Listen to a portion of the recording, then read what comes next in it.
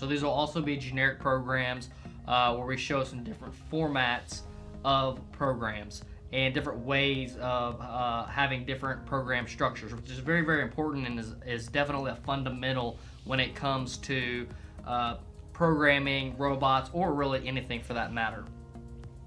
So let's go ahead and jump right into the software here.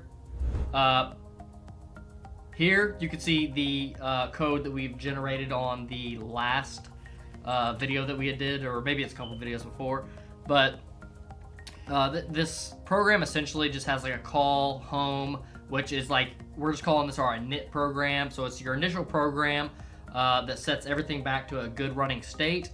So the way this code is going to execute is, after you do your init, you're going to come into the main loop here, which the main loop is in between line 3 and line 11. Okay, so after you run through all your code, you're gonna hit this jump label and you're gonna go back up to label 10. You're gonna run through all this code, you're gonna jump back up to label 10, right? All this code is written in a way where there is no decision making being done. It runs through this program, then it runs through this program, then it runs through this program, and then it jumps back up to the top. And it'll continue that process indefinitely unless the robot crashes or somebody e-stops the robot, something along those lines.